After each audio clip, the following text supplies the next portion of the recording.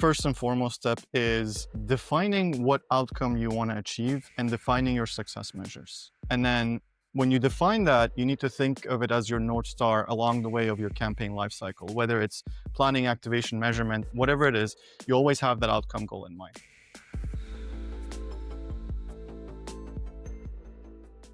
Hello, everyone, and welcome back to Identity Architects, the InfoSum podcast that spotlights the leaders in the media industry shaping the future of data-driven advertising. I'm your host, Ben Cicchetti, and this week I am joined by Budi Tanzi, VP of Product at Experian. Budi, welcome to the podcast. Thank you. Thank you for having me. I'm super excited to learn more about you. I'm always super excited to learn more about Experian. But for anyone who doesn't know you, can you just give us a quick introduction to yourself? Absolutely. So my name is Budi. I actually am originally from Turkey. I came to the US 13 years ago. I've been in the New York area since then, my whole time here. And I joined Experian a little over like 5 years ago through an acquisition called Tapad. And I was with Tapad 5 years before that. Um, and I have I have held different roles in the company over the last couple of years, and my current role includes two components. One is product management, so I oversee our identity and curation products, as well as I have a responsibility to run our solutions engineering org, which supports all of our products. Um, from a personal side, I enjoy hiking, sailing, as well as tasting whiskey.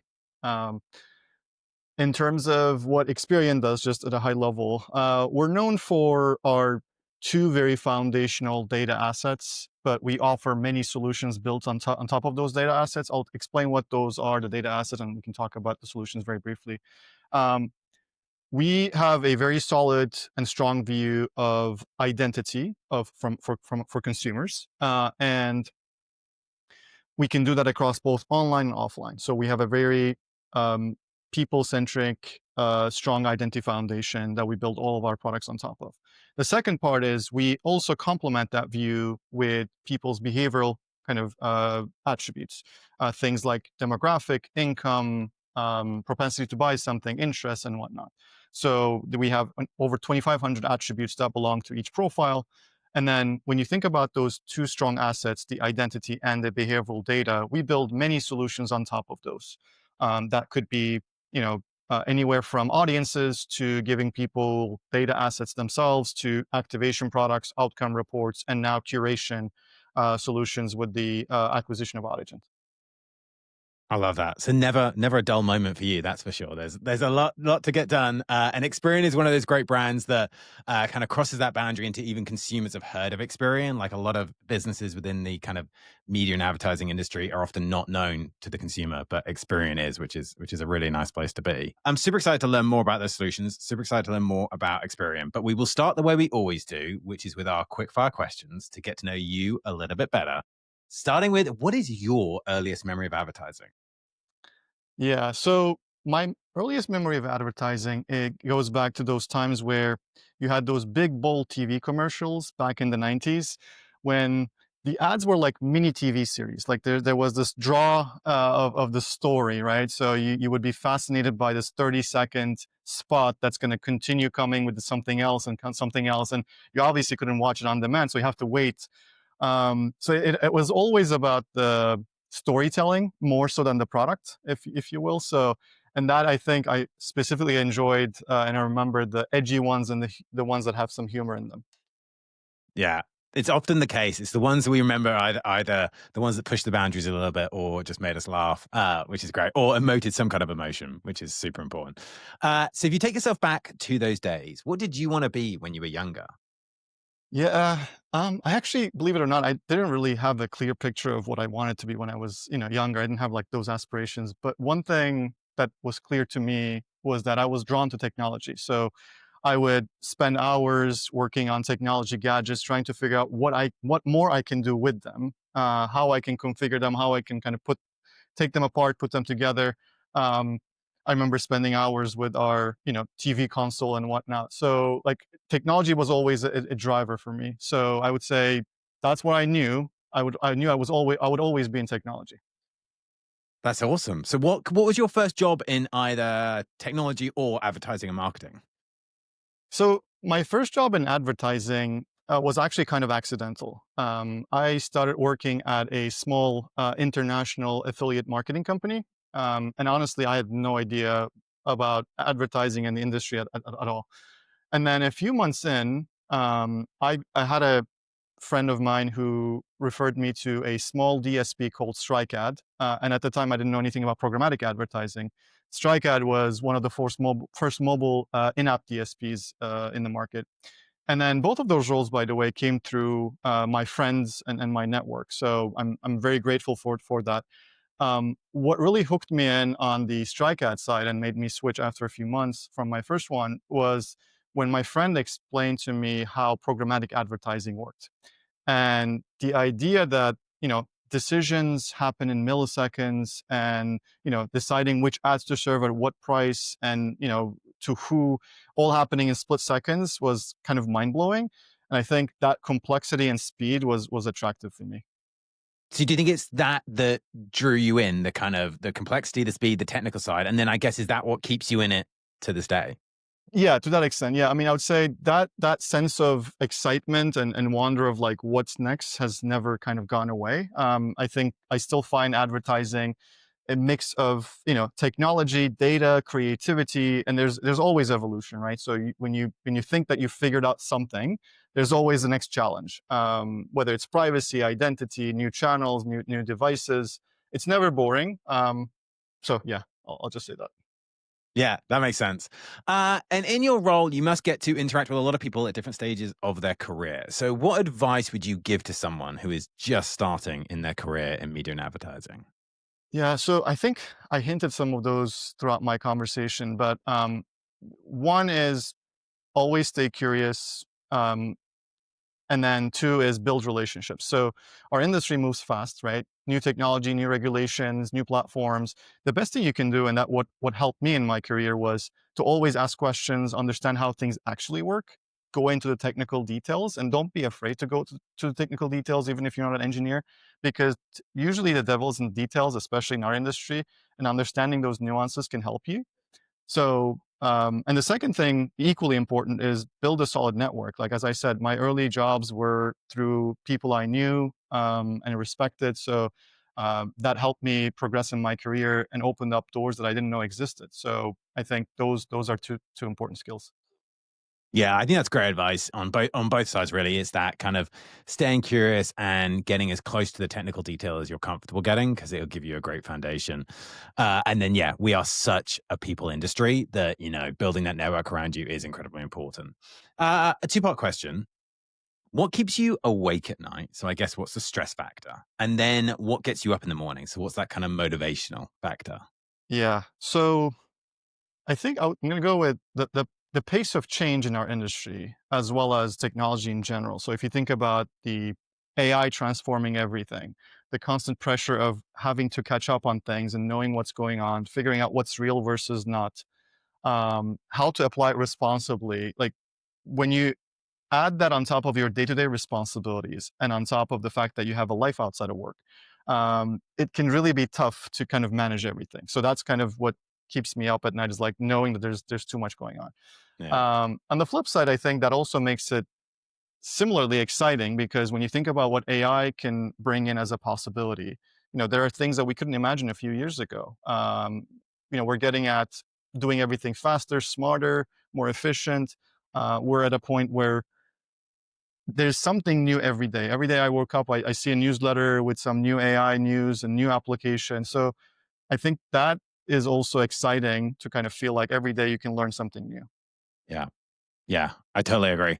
And started this conversation talking about kind of just how complex our industry is. But let's try and strip it back a little bit, because how would you describe what you do within media and advertising to a 10-year-old? Okay.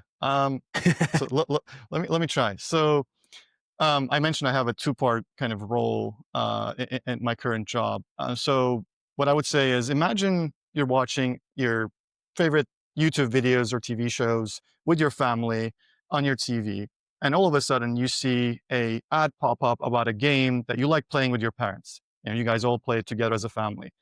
My job is to make sure that the ad the process that shows you the ad is as smart and as respectful as possible. So I build the tools that help companies decide which ads to show that are relevant. For example, if you don't have a dog in the house, you should not be seeing ads about dog food. Um, so, and I also help people understand and use those tools. So if you were to think about an analogy here, I am both influencing the design of a remote control as well as I'm teaching people how to use the remote control. I love that. That's an awesome way to describe it. That's brilliant. Final of our quickfire questions, personal favorite of mine, because it always gives me a little bit of a unique insight into everyone. Although I am learning quickly, it's not everyone's favorite question to answer. If there was a song that was a soundtrack to your life, what would it be?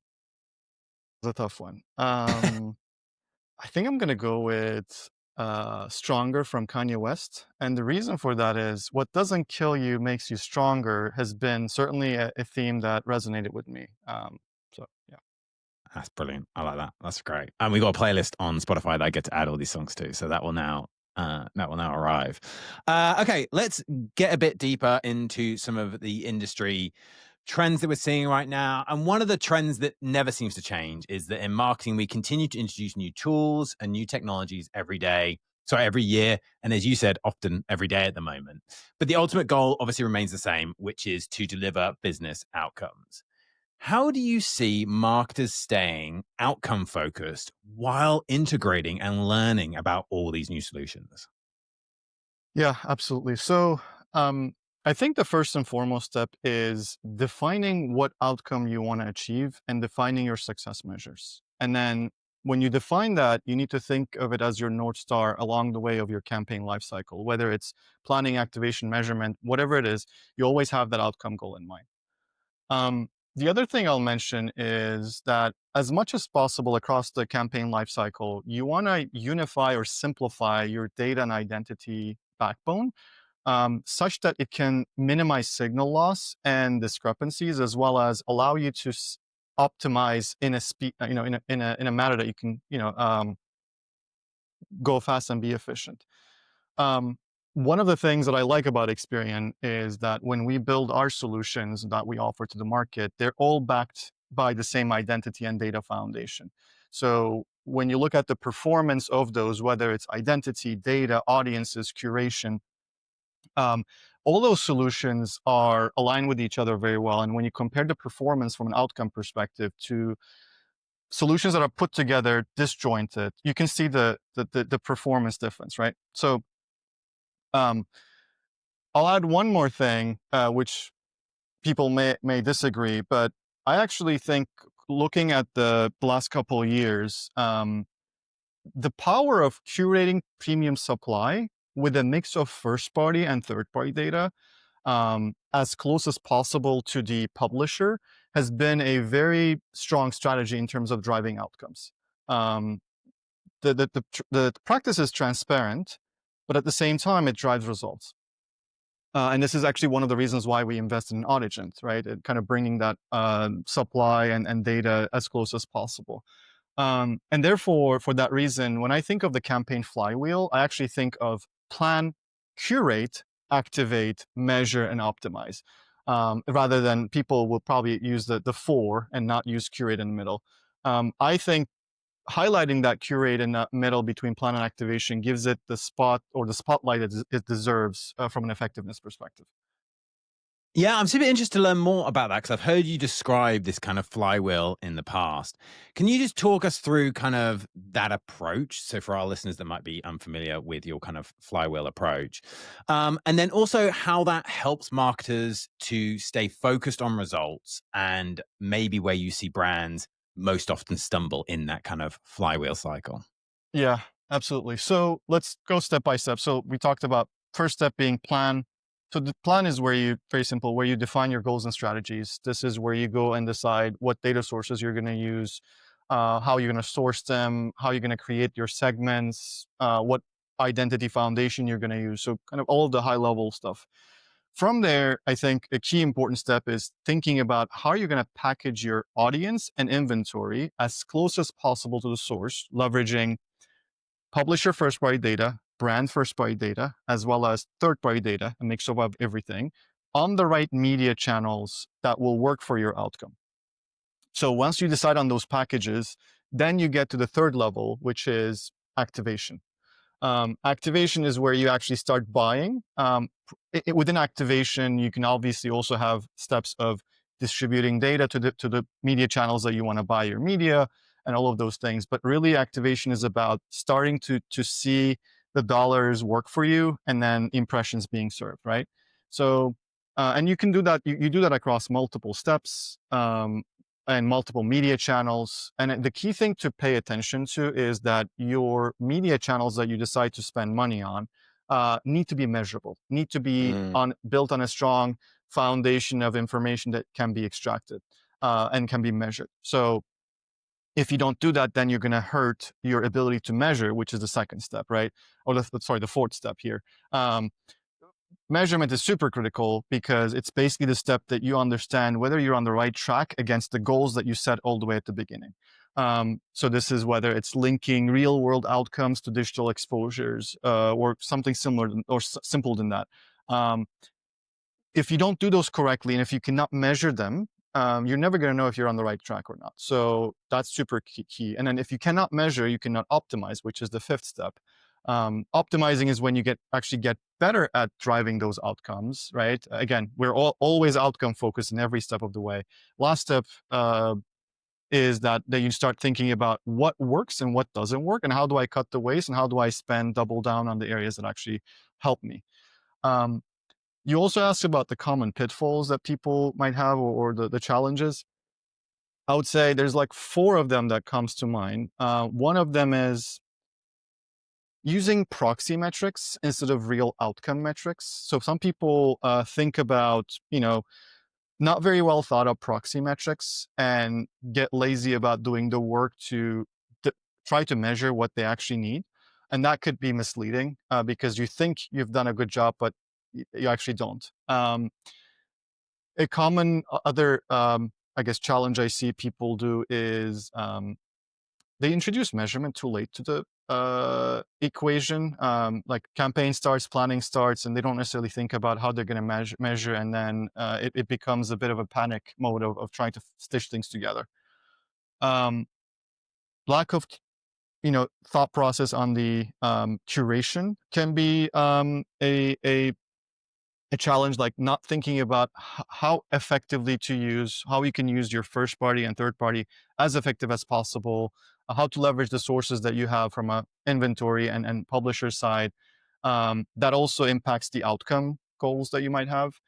And last but not least, I would say fragmented identity is one of the most Mm. common challenges I see is people use solutions that don't necessarily align on the same identity spine. And then you start seeing discrepancies, you can't measure everything correctly. So those are usually impacting your outcome goals.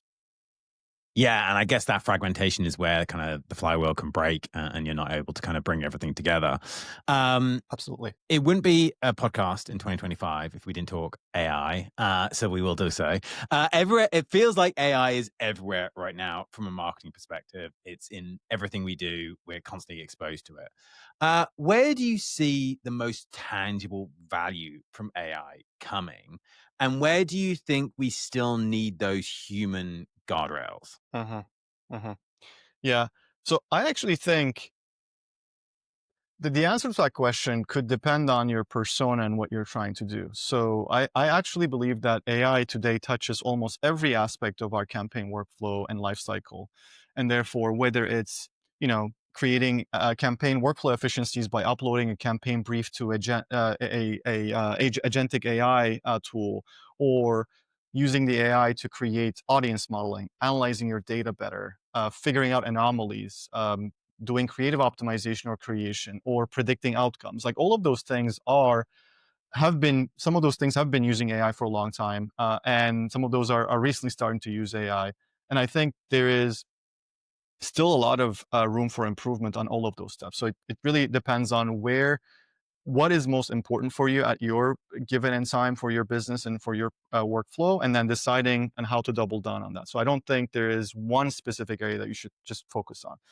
Um, when it comes to human supervision, I think of human supervision as a very critical component because you need to make sure that the results of the AI is accurate, right? So you need to check for biases, you need to enforce privacy rules, you need to confirm and validate your KPIs. So if you don't do any of that, you're gonna again be on the wrong trajectory. And I think you probably heard me say heard saying this say before from me is that if you don't feed the right data to the algorithms, then your results are going to be bad. So garbage in, garbage out.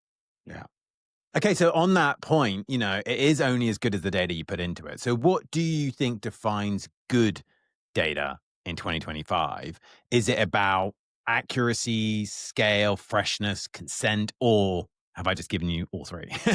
Yeah, yeah. I think you have to have a little bit of everything, right? You have to have a strong foundation on all of those things. So let's kind of talk about them briefly. So when we think about highly accurate data, um, you have to make sure that you put your controls and filters and rules in place to make sure that your data is accurate. For example, just because some data set is deterministic doesn't mean that it's good or highly accurate. You still have to apply a lot of conflict resolution rules, remove sources that don't align with your strategy. You need to cleanse it. You need to anchor it around real people, and that's actually something that we take very seriously at Experian. Um, Similarly, freshness is very important. Is the data still relevant? Like, are you using data that is outdated? Are you trying to optimize for a behavior that was in the past, or is your goal to optimize for the future? If you don't do it correctly, you're going to be on the wrong path. So consent, governance, non-negotiable items, right? So the data has to always be consented. You have to be compliant with privacy laws. Um, and along those ways, I think scale is obviously becomes critical, but there's a nuance when it comes to scale, which is interoperable scale or scale that is actually usable.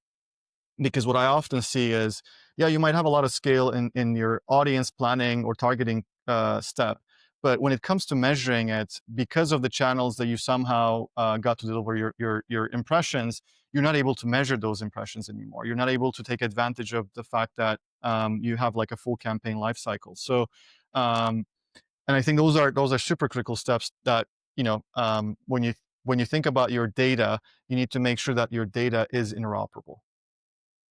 Yeah, that's super interesting. And I want to pull on two threads that you've mentioned there or in kind of previous answers as well. One is around measurement, and this is Uh-huh. often where we hear people are getting stuck.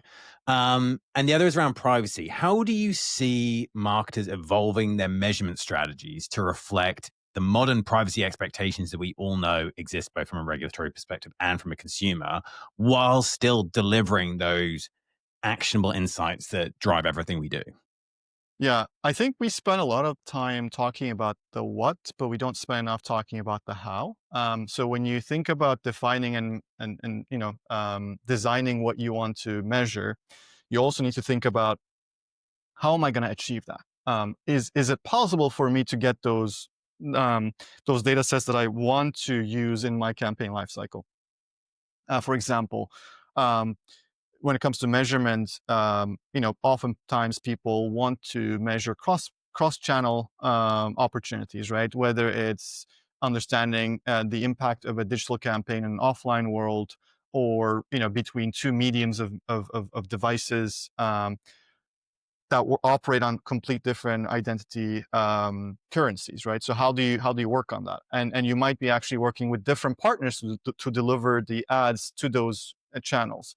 Um, and what I oftentimes see people stumble is they don't think about how they're going to stitch things together or unify it when they start planning their process, and they don't pick the right partners. And then that becomes a painful discussion because the campaign still has budgets to spend and goals to achieve, and you're trying to juggle all of those things. So I think thinking about the how from a measurement perspective is going to be super important. Um, from a privacy perspective, oftentimes, obviously, knowing what you cannot do is helpful, but also understanding when to leverage privacy friendly tools like clean rooms is super critical. So if you plan in advance, and if you acknowledge the fact that, let's say, a conversion data set that you're you want to get your hands on, or you want to use as part of your measurement strategy, is only achievable or usable through a clean room, then you need to know that all the way up front, not last minute, because last minute you're going to scramble to put things together. So I think as much as possible, people should still try to, you know, think about the hows at the beginning, be curious, ask those questions, leverage those privacy friendly tools like the clean rooms. Or even if you don't have access to clean rooms, or that's not the way that you're going to be able to execute, think about other best practices like, can you Mm. pseudonymize the data? Can you create aggregations on the data to kind of get a direction rather than maybe a very precise understanding? Yeah, that's super interesting. And you mentioned clean rooms, and obviously Hmm. near and dear to our hearts here at Yeah. InfoSum.